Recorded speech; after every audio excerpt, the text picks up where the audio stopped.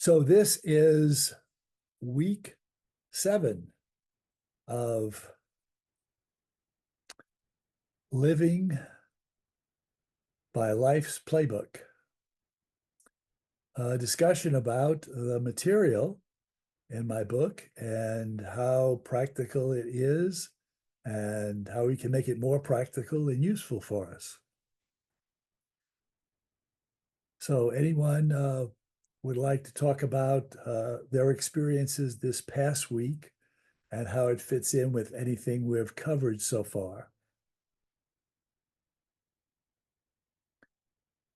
Any incidents where it's clear that what you were thinking about and envisioning uh, came into reality for you?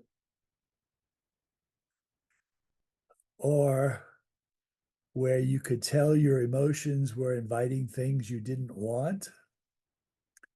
Or you noticed your emotion and climbed up the emotional scale to a higher vibration, like you were in the hotel climbing up the stairs to hopes getting up higher, getting a better view, maybe even to the penthouse.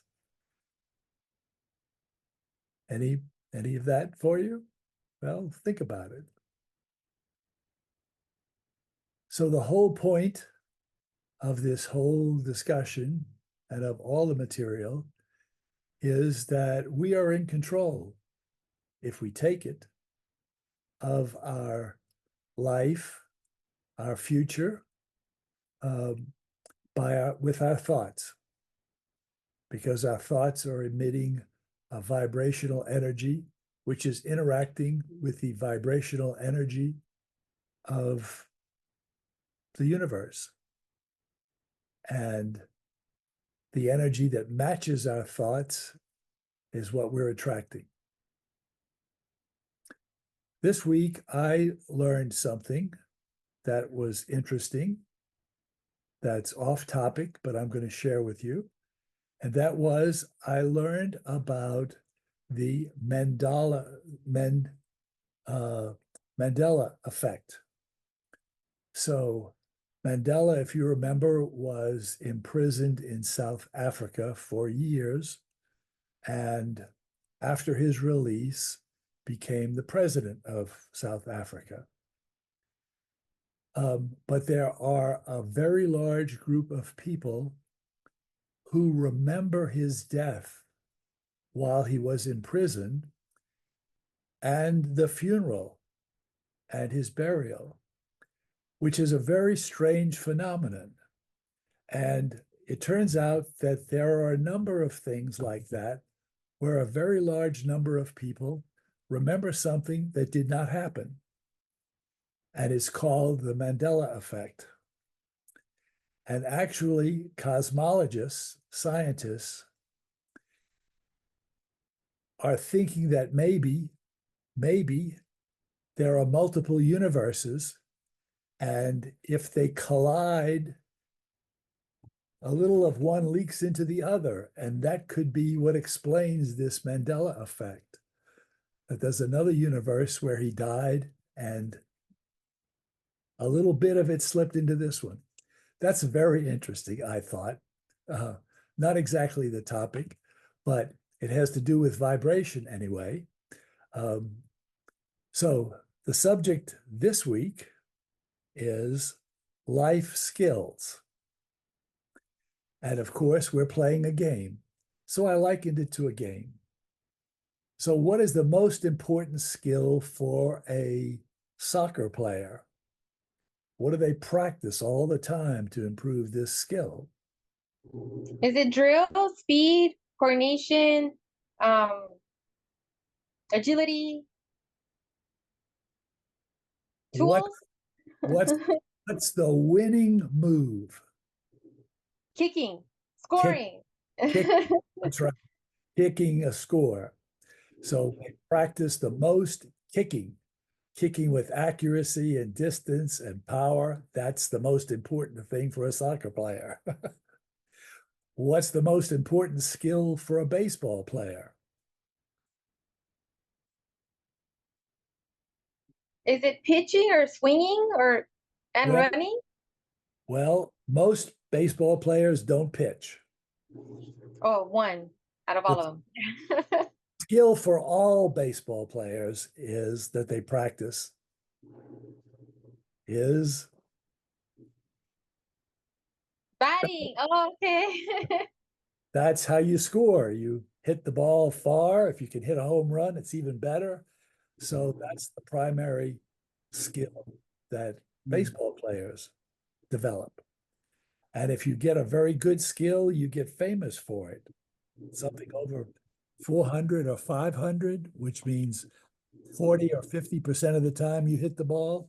That's a really, really high score, average. Okay, so what is the skill that life players, that's us, work on? What's the most important skill for us? That's what this chapter was about. Where'd I go? Anybody remember it? Read it?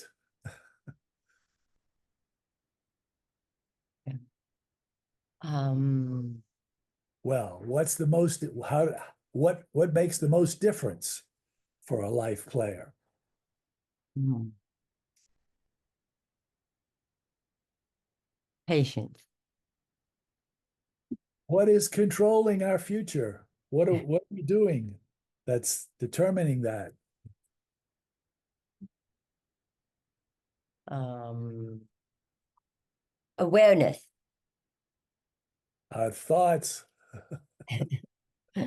So what a life player focuses on is controlling their thoughts, managing their thoughts, mental focus. That's one. And another one is awareness of emotion. So emotional awareness. Emotional awareness and mental focus are the two winning skills for us, life players. That's easy. So I've developed 4 habits or skills that help with those. Uh, and I'd like to just go over those with you. The first one is listen to intuition, because there's a lot of guidance coming from our intuition to help us go in the right direction. Our intuition is like a GPS system that's giving us guidance all the time.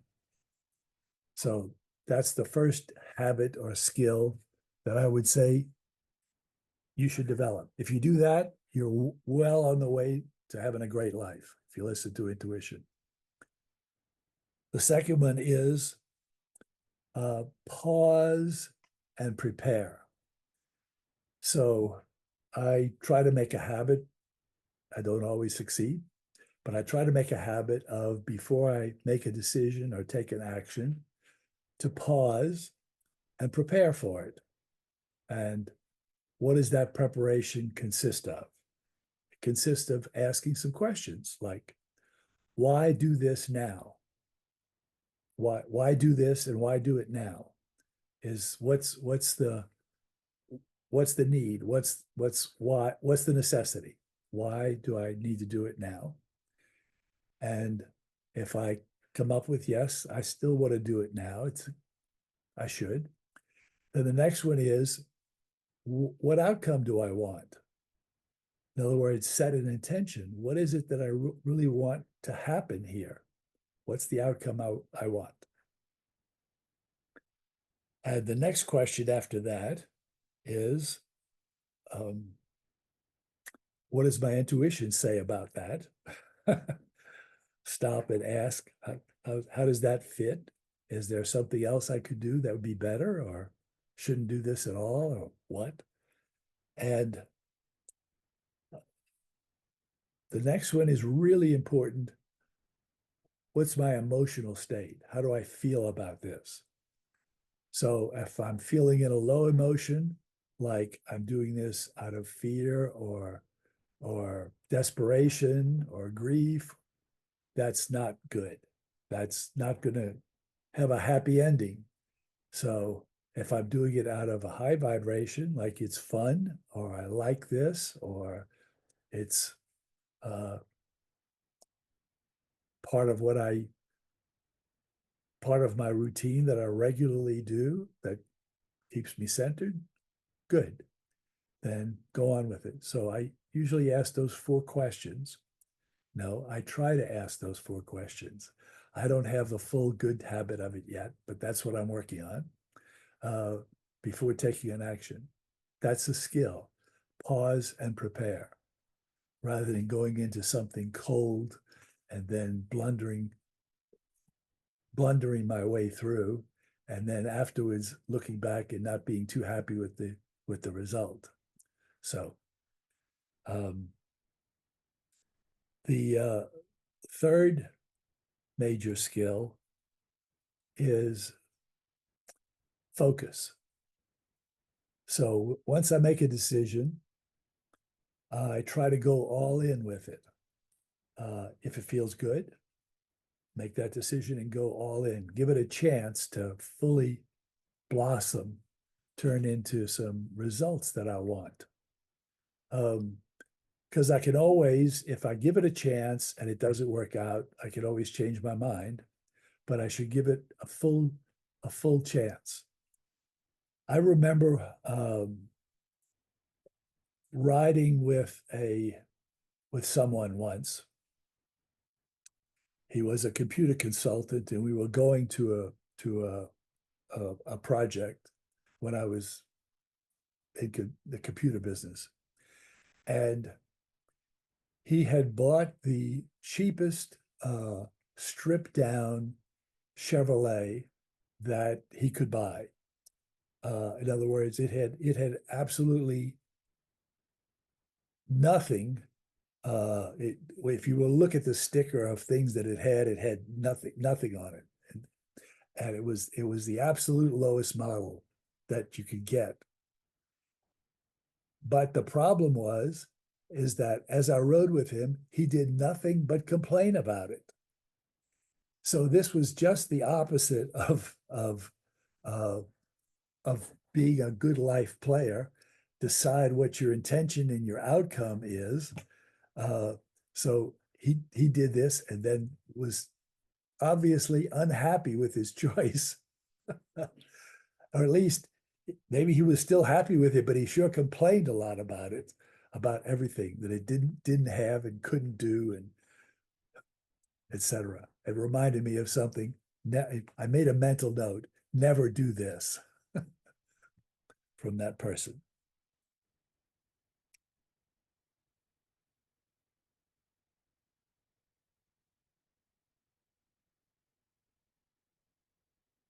So, how many of you have thought about the emotional scale this week? I don't see a lot of hands there. All right. So I have a suggestion. In your reading, Hey, for Duncan, yes, so sorry to interrupt. When I clicked on your link for the emotional scale, it gave me an error message. the one where it said download it. Yeah. It said, download the Game of Life emotion frequency scale for your reference. I clicked on it and it gave me a 404 error message. Well, thank you for telling me that. And I was emailing you as I was right before the class started, so I apologize for doing it so late. And unfortunately, I have a super old computer and it wouldn't let me do anything because the computer was like taking too much time with the error message, and then I didn't have any other time to do that. I was trying to get it to you before class. I just had time to click and get on the Zoom, so my apologies. Okay, so I thought I had tested that, but maybe something's changed since I did. I will, as soon as we finish, I will fix that problem so that you can download an emotional scale. It's Thank you. a PDF, Okay. and it should come right up. And Thank then you. and you can download and print it or save it someplace. All right. That was on a computer you were trying that, right? Exactly, on my laptop. Yeah. Okay. It should work on your phone as well. I mean, of course, once you have it on your phone, you've got to do something with it, Right. which is not print. So you could save it someplace, I guess. All right. Well, so everybody learned that it's there in chapter 20 on the website, the link to download it, and it will be working. And if you try it,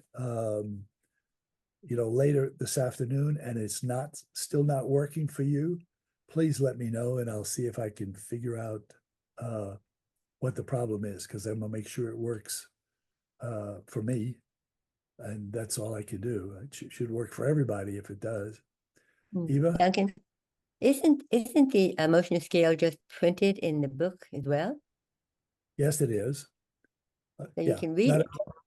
well, not everybody has a book yet, but Oh, everybody but you sent everybody them, should buy one. But yes, but isn't it in the chapter that you gave us, the chapter? yes, yeah, It's in the chapter that we have, yes, it's in the chapters that yes. Mhm. so they can just read it they can just read it in the chapter. Yeah, that's correct. It's back a couple of weeks, I think, 2 weeks back. Right. Got And- on the link and it And worked. if you have the book, I actually put an extra page copy of it as the very last page in the book, so that you can tear it out and still have your whole book intact. So I did that too, because it's important to keep around. Someone was about to say something? I said real quick, I checked the link and the link worked fine for me. So, Okay, so Judy, sorry, must be something with Hmm. your computer or your browser or something. Yeah, that's interesting. I'll definitely try again and I'll reach out to you. If it's not working, but I won't try now because I don't want to lose, I don't want to get kicked off. Well, if it doesn't work for you, send me an email and I will send it copy back for you. Perfect. Thank you. That works for sure. Yeah, for sure. All right, great. Well, hello, everybody else who's joined us. Thank you. Hi, Welcome. Tanya. We're going to move on to chapter 21, Life Coach. Hmm. All players, no matter what their sport and team, have a coach. Hmm. Why do they have a coach? Because every player doesn't know everything or have all the skills natively. So they need somebody to coach them about how to do things better, how to do things right, what skills to build, etc. We all have our life coach. That's our inner spirit. That another name for intuition, that is coaching us all the time, like our GPS. So if you liken our play like taking a road trip, where the GPS on the road trip is our destination, city, town, beach, whatever, where we're going.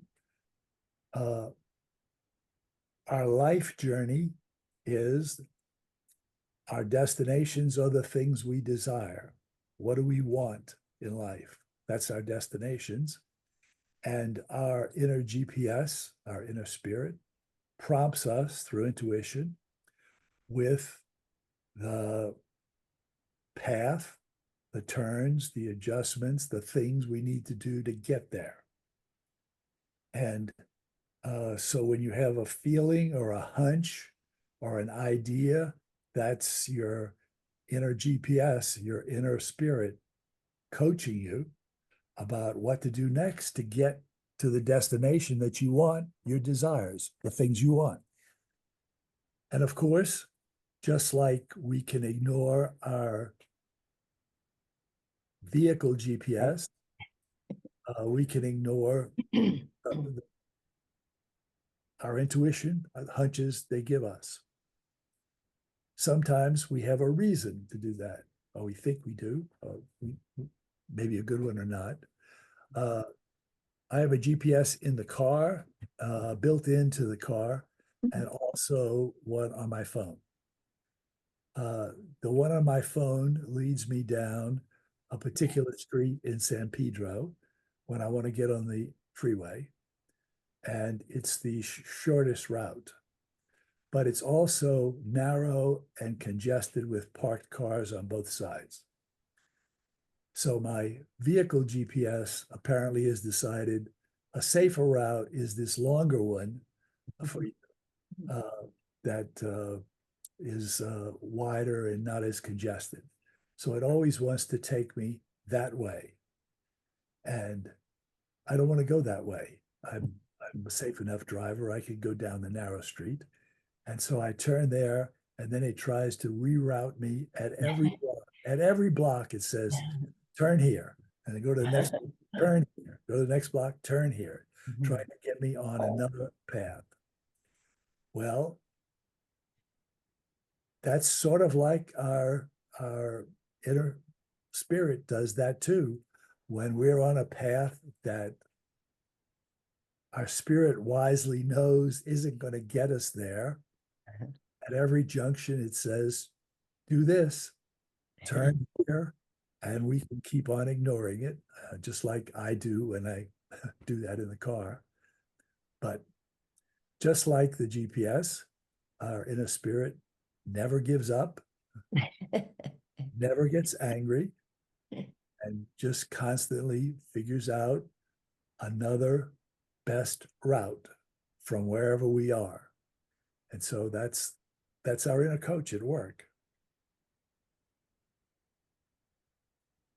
A story that I have in my book, if you've read it, I'll just bear with me as I repeat it, is just an illustration of my inner spirit guiding me to something I wanted in a very easy but unmistakable way.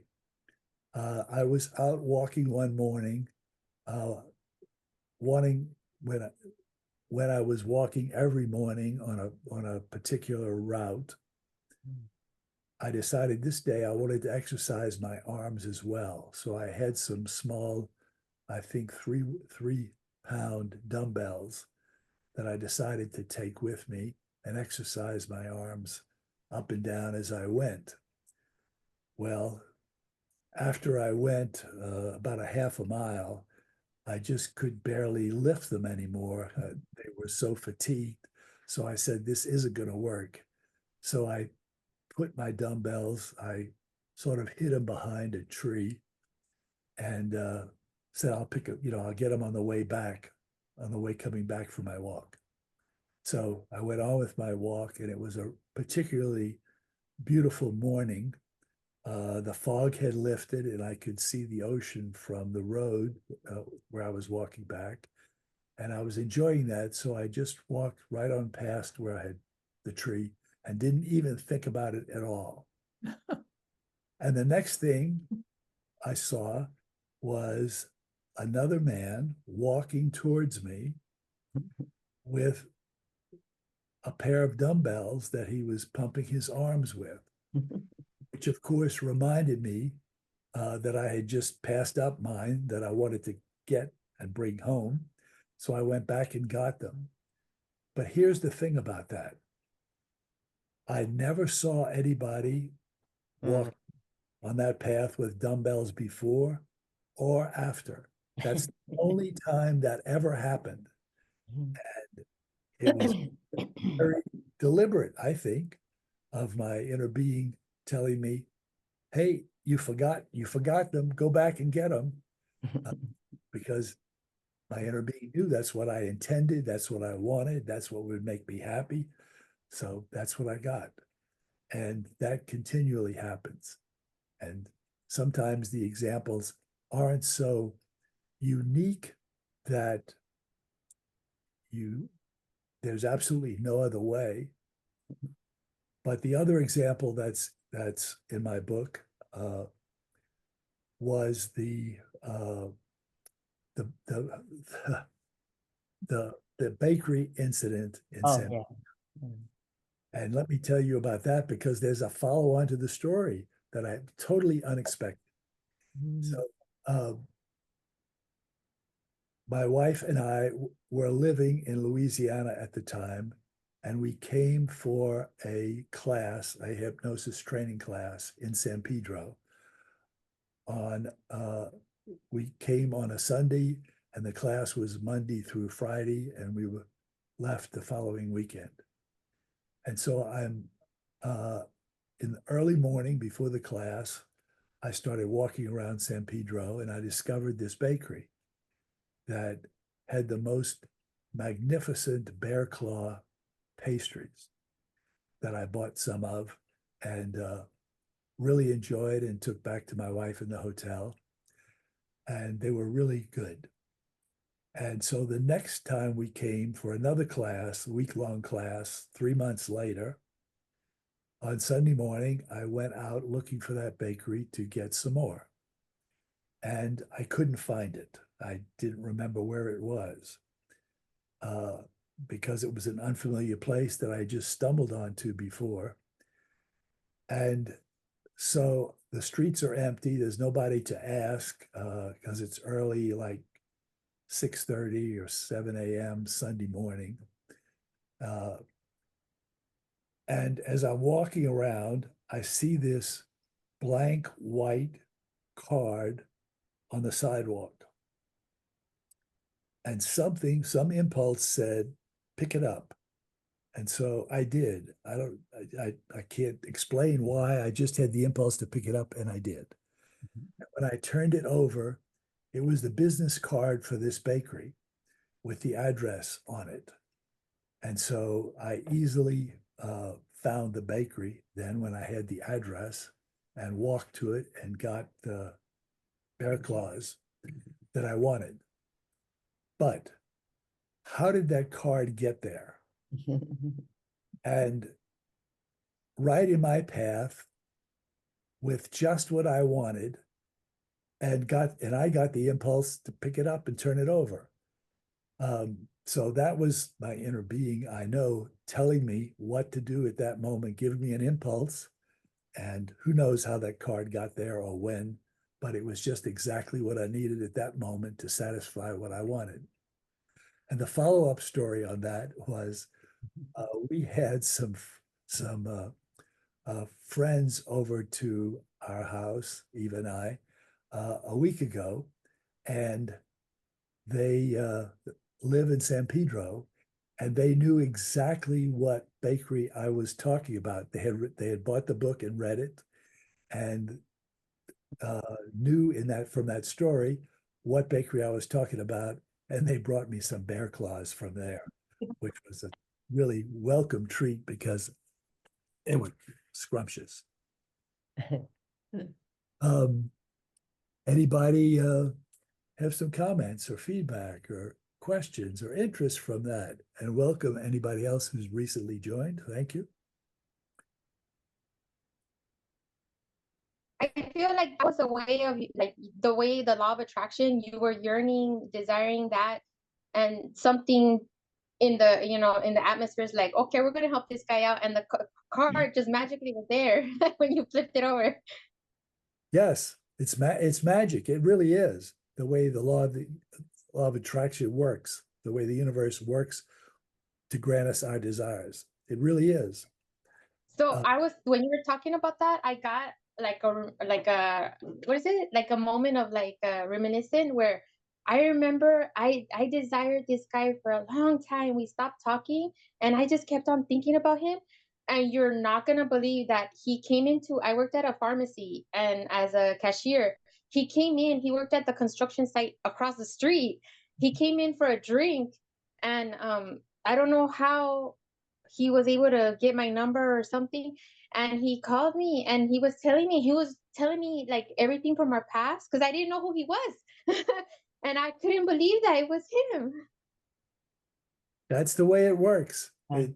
It's we have to just accept it, even though we can't understand it, because our human mind, part of our minds, are not capable, because we want a scientific explanation of how this happens, but there isn't one. We can't figure it out. So you're not alone. Everybody has this experience. They just have to acknowledge that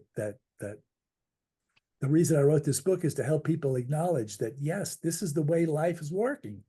And we need to accept that and work with it. That's the whole point.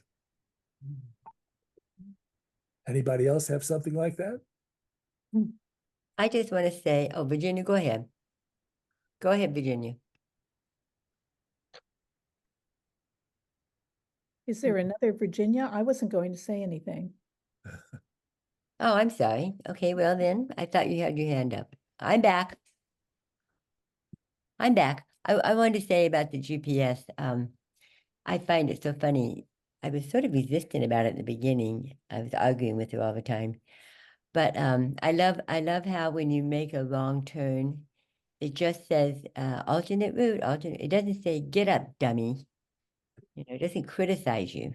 I think that was nice.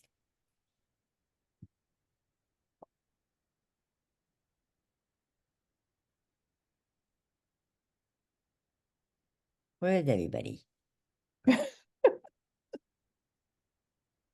Okay, everybody has a story. I know at least one. Let's share it. Let's help everyone know that they're not alone in this. Right. We all experience this, because our inner being, we all have one who's working overtime for us to get us the things that we want. Hmm. And we hear those little nudgings all the time, Hmm. whether we follow them or not. Okay. Okay. Okay, I'm back. My favorite is how I met Duncan, because I had thought I had not been on a date for 20 years. And I thought to myself, well, there's somebody out there and I'm going to see him someday. I'm going to know that they're there. They're going to knock on my door. And so I was invited to go to this house, to some group that I hadn't been to in 15 years. But she called me, they were having a reunion. She invited me in Pasadena.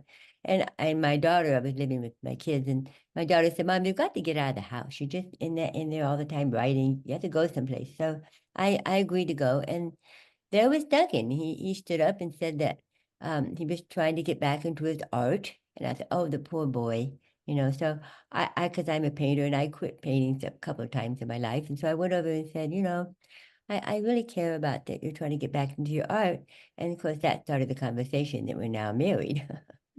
So the point is, just if you get a nudging, just go.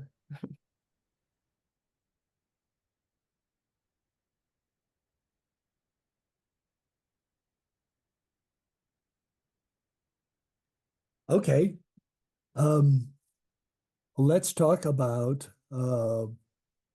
what happens after our next get together next Wednesday, when we have the last chapters of life's playbook. So let me tell you the story about how this came to be and the idea that I have, but I'd like to have your ideas too. Anybody have some ideas before I tell you mine?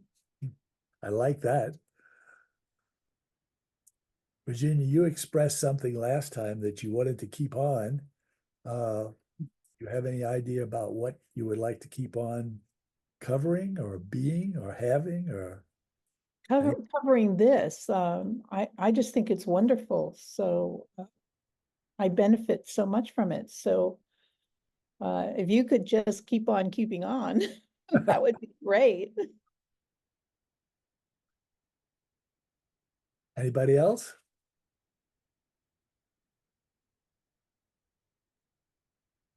Okay, so here's how this came to be. Hold on, I have an idea. What about if we just meet and have a topic, one topic? And the group knows the week ahead of time what the topic will be. So they have to kind of be prepared to share, maybe more prepared than we are now. And because then it's more fun if everybody talks. So that's an idea. It would be simple, not trying to cover a whole lot, just one topic of interest. How many would go for that? Well, for me, it would depend on what the topic was. For me, it would need to be related to your book and what you cover in your book. Maybe an expansion or a review or a how-to of what's already in the book. Okay, great. So let me tell you how the book came to be. I had an idea for a book that I made a couple of samples of game of life instructions. This was a little book that I put together that eventually became this book, the one we're discussing, it's Playbook. Shortly after I finished this one, I said, well, that's good, but how to make it practical, how to make practical things to implement that. So I created a little book of practices, how-tos, and it became this book, which is Game of Life Hacks. So eventually I'm going to make this into another book similar to this one, but I'm not there yet. I haven't actually even started. But one idea that I had was that we could take some of this life hacks material, this subject matter. There are 6 Wednesdays after next week. There are 6 Wednesdays until October 3rd. Okay. And then Eva and I are gone in October and November and December. And so that would be the end. October 3rd would be the last one. So we could have 6 more. And we could cover these. And I could put them in a place where you can get to the material like we did the others. There's no book to purchase because it doesn't exist. But I could put the material where you could read it. That would be great. How does that sound? Sounds great. I would really love that. Okay, that's what I'm thinking about doing. And so if I succeed in getting this ready, I will let you know how to enroll for that, because I'll open it up again to other people. Okay. Hi. Hi. Quick question. I took your class in person at the cancer support community.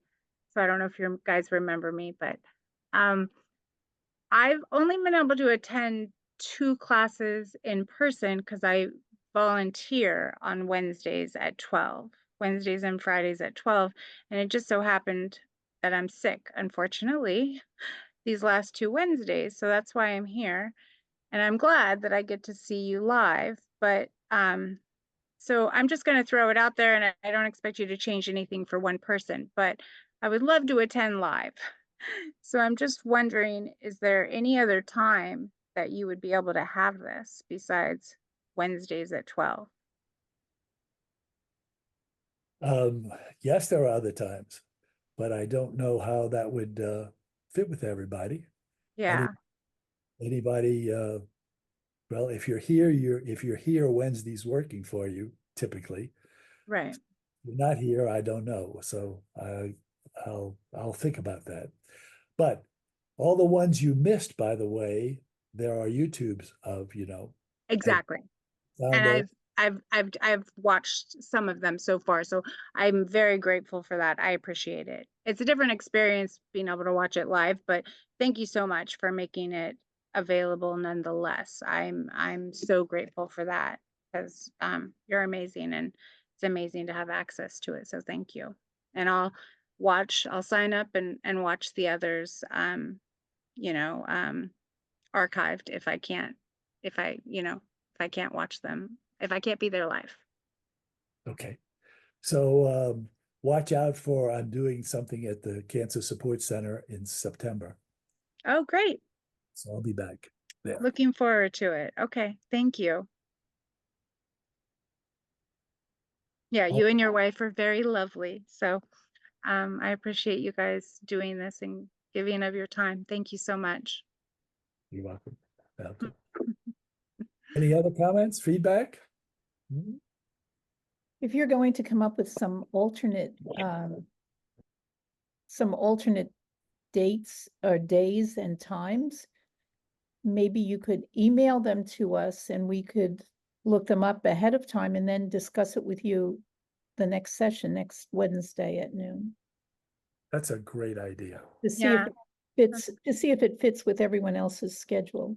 That is a great idea. Thank you for the suggestion, Virginia. I will, I know it's totally not up to me, but Duncan, I will email you when I'm available, which is pretty much a lot because right now, unfortunately, I'm unemployed, but I'm hopefully going to be employed soon. So I will email you, what works for me. So I do have a lot of availability. It just so happens Wednesdays and Fridays at 12, I volunteer. And then whatever works for you, if you could email it to everybody and maybe everyone, something would work for everyone. Okay, all right, good. How do you all feel about Sundays? Like Sunday afternoons or something? Well, Sunday evenings would be great. Typically, people don't plan anything on a Sunday evening because they're going to work the next morning or, the next day begins the week. So Sunday evenings would work for me pretty much. How about Thursday? Pardon? Thursdays look But- good for How me. about Thursday? How about Thursday at noon? So why don't we make a list and why don't you email us the list of the possible days and times that you're considering, and then we can check our schedules and see. Okay, all right, we'll do that. Mm. I'll try not to make it too long a list. Yeah, sometimes too many choices could be a problem. That's true. What I wanted to know is just right now, how many people could come on Thursday as well as Wednesday? That would be interesting. See, I would have to look that up on the calendar. Yeah, all right, yeah, so Yeah. actually it's a set of dates that you've got to consider because people have stuff, even me, even us have stuff, scattered all over the calendar, right? Okay, we will do that. Okay, All right. Thank you all so much for coming. thank you. Have a lovely week Thank you. and practice some skills. Some skills like noticing what you're thinking, noticing how you're feeling. Mhm. Get the emotional scale. Use the link, get a copy, and just put it on your desk or your kitchen cabinet or someplace where you'll see it. And just when you see it, do a little check. Where am I right now? And notice where it is. That's a big step in the right direction. Just noticing your feeling and emotion is the first step in improving your life, really. Okay. And I'm sorry to interrupt. And name your feeling. Name your feeling and emotion. Name it. What Yeah. kind of a feeling you have? Yeah. How Yeah. do you describe your feeling?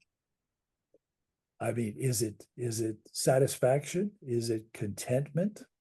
Is Yes. it anxiety, Really? nervousness, Whatever. Yeah. Well, Happiness. whatever? Name it. Yeah. Name it first. That's the really important thing. And then when you name it, own it.